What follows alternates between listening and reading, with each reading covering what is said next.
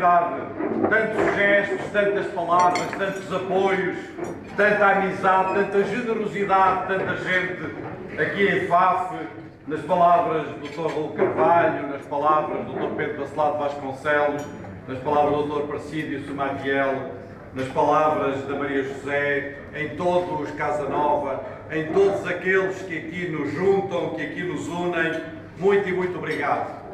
Estive aqui em Faf, como foi recordado já por 2 vezes, uma delas, na primeira vez, como a grande senhora deste país, foi uma das últimas vezes que estive com ela e quero aqui recordá-lo por tudo o que ela representou em muitos e muitos anos das causas da liberdade, das causas de um país decente, como aqui foi recordado, a doutora Maria de Jesus Barroso.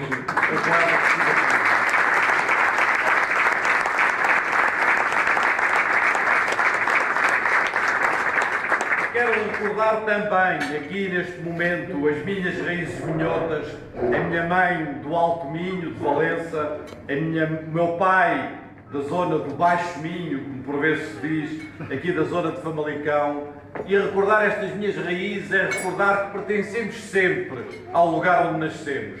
E não é o lugar onde nascemos que nos reduz, antes pelo contrário, é essa pertença a um lugar que nos permite pertencer ao mundo inteiro, que nos permite pertencer ao país inteiro, que nos permite ir mais longe das nossas vidas. E sim, honro-me muito da minha condição minhota, honro-me muito do que isso representa enquanto passado, enquanto identidade, enquanto uma cultura do trabalho, enquanto uma cultura do esforço, tudo aquilo que nos liga a este país e que ao ligarmos a este país nos projeta na Europa e no mundo.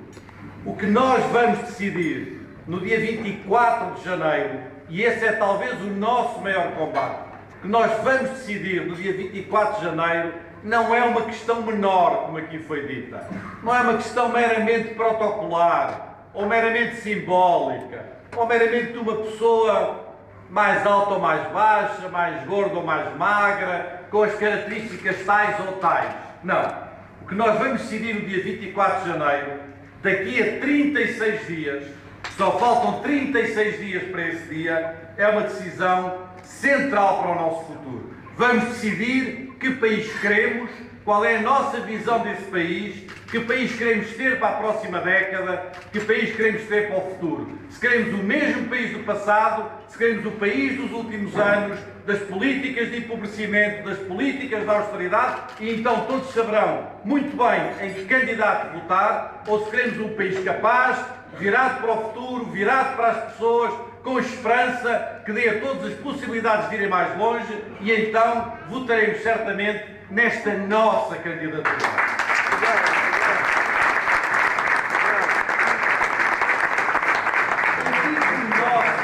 E digo nossa, sublinhando esse facto. Esta candidatura não é minha. Nunca falo desta candidatura como da minha candidatura. Falo dela como da nossa candidatura. Desse nós, dessa capacidade de juntar, dessa capacidade de unir pessoas muito diferentes, que vêm dos partidos e que nunca tiveram vida partidária.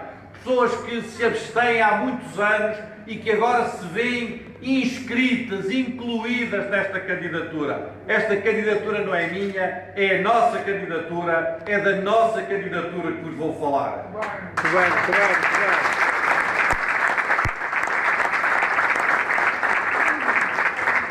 bem. Vou falar com 3 palavras e com 3 perguntas. E a primeira pergunta é se queremos voltar ao Portugal da austeridade, esse Portugal que nos diziam que era inevitável, que não podia ter sido de outra maneira, que não havia outra possibilidade, que tínhamos vivido acima das nossas posses. Disseram-nos tantas vezes isso, tentando tornar inevitável o que era evitável e o que podia ter sido de outra maneira. Ainda há poucos dias, um professor Carlos Farinha Rodrigues, numa das iniciativas que nós tomamos, nos explicava que é verdade que nos últimos anos todos, de um modo geral, reduzimos os nossos rendimentos. Mas explicava-nos eles com dados europeus, que os 10% mais ricos reduziram 8% os seus rendimentos.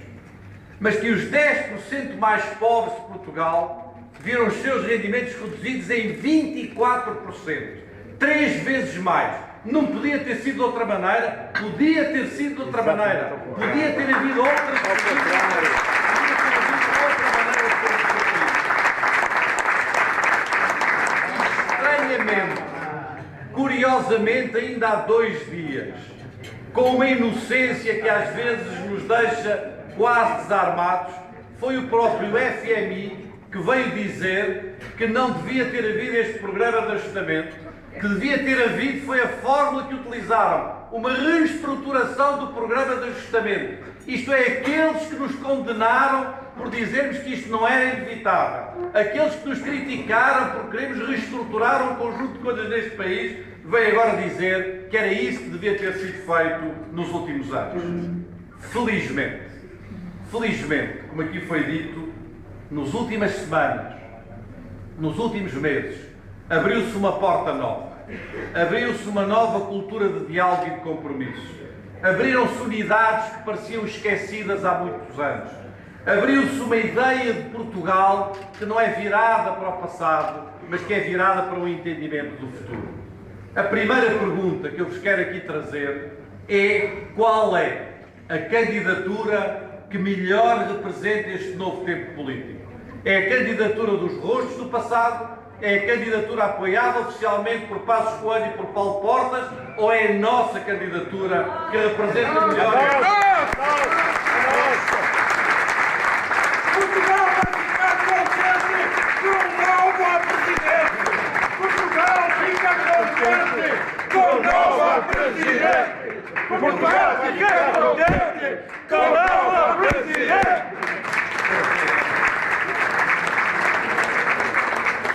Mas há uma segunda decisão que nós vamos ter que tomar no dia 24 de janeiro.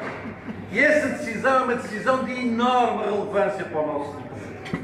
Se queremos uma mesma política de sempre, da qual tanta e tanta gente me diz: estamos cansados, há muita abstenção, já não acreditamos nas mesmas coisas, não acreditamos nas mesmas promessas, não acreditamos nas mesmas pessoas.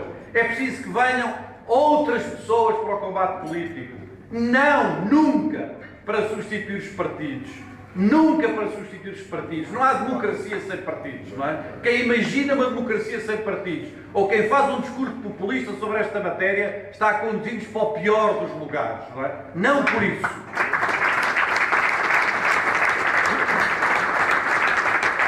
Mas para enriquecer o que existe, para completar, para alargar, para dar mais voz a muitas outras dimensões que também estão presentes na nossa sociedade.